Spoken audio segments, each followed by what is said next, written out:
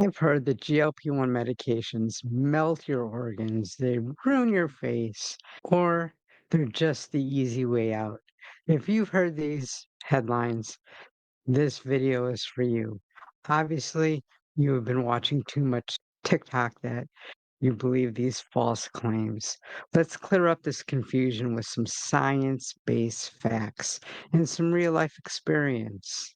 Subscribe if you find this useful or helpful. So, what are GLP-1 medications really? Well, what they do is they're usually an injection and they slow down your digestive system, including your stomach emptying. Therefore, you feel fuller, faster, and for longer. They also send a signal to your pancreas to secrete some insulin, which is going to keep those sugar spikes nice and even. And it sends a signal to your brain, so your brain says, you don't have to eat the whole pie. Just a little taste of a piece is fine. You've had enough. And they were originally designed for type 2 diabetics, but they found that these people lost a lot of weight. So they had them reauthorized under different names for obesity. For diabetes, they're called Ozempic and Mounjaro. For obesity, it's Wegovy and Zepbound. Myth number one, Ozempic is just for lazy people who don't want to diet. Well, it's really just a tool. You still have to do the work. You still have to eat the right foods. And some of us, it's really hard. We're insulin resistance, and that hunger signal just goes on and takes over. This stops the food noise and it lowers your insulin resistance so that you don't have those sugar spikes and you're not as hungry. So it makes it possible for you to lose the weight where just naturally don't have that food noise and aren't insulin resistance. Ozempic face is permanent. In my opinion, it really shouldn't be called Ozempic face. It should be called quick weight loss face because that's what happens when you lose weight quickly. So, one thing that you could do is try to lose the weight a little bit slower. Now, I know that's really hard when your whole life you've been trying to lose weight, but slow and steady really is the best way. Now, it's not permanent, and there's things you could do if you have it, and your face adjusts with time.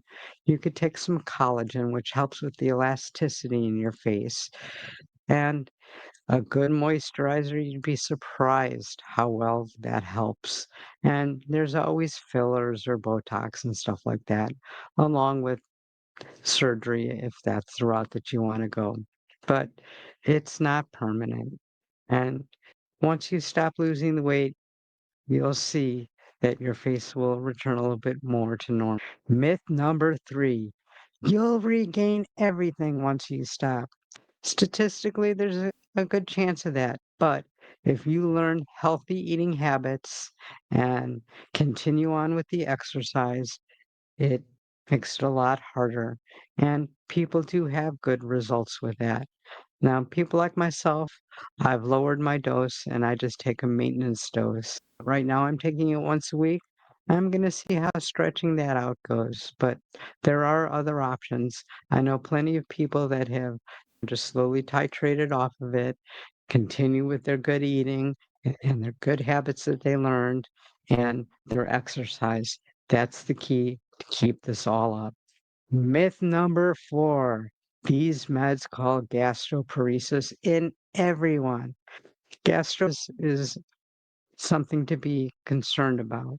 And what it basically is, it's the movement in your stomach and your small bowel. And there is a very slight chance of you getting it. So when you are having any side effects, if they are severe or they last a long time, please let your healthcare provider know because there are steps that can be done to prevent this or to reverse this. So with all medications, there's risks. Again, it's very small chance and If you're having problems, please see your healthcare provider. That's the number one thing. Myth number 5, you'll be sick forever on these meds. There are some side effects, and the most common ones are nausea and fatigue, diarrhea, constipation, and occasionally some vomiting. Now, there's things you could do for this. If you have nausea, there's medications that your doctor could prescribe. Sometimes it's just from acid reflux or just an upset stomach where something like Pepto-Bismol or Tums can help. Because remember, some people confuse acid reflux with nausea because they go hand in hand. So as far as that's how you manage that. Diarrhea, they have over-the-counter remedies. They even have prescription remedies, or you could just write it out because as your body gets used to the medication, the side effects tend to lessen unless you go up in dose. I personally have not really had any side effects. Don't hate me because of it, but most people do have some mild ones, and they're very treatable and very manageable. As far as constipation, if you drink a lot of fluids and you have a lot of fiber in your diet, this could help and keep your body moving. There's also X, there's dieter's tea, there's other remedies, a lot of home remedies for constipation. Now, if your constipation lasts for more than a few days, again, please let your healthcare provider know because this could lead to something a little more serious, or you may need a prescription medication to help. Remember, it's very manageable, and you'll know when you're feeling not right and when you should talk to your healthcare provider. Where does all this misinformation come from? TikTok is huge on it. Let's not forget Reddit. They have tons of misinformation, a lot of misunderstood studies that are taken out of context. Sensational media headlines.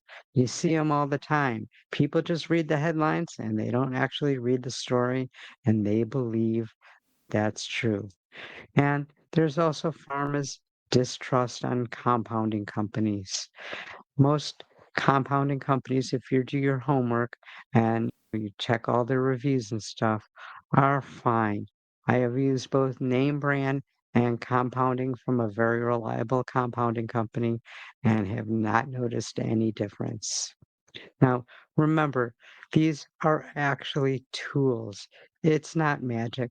Trust me, if you could just take a shot and the fat melt away and you could eat whatever you want, they'd be making even billions dollars more than what they're making.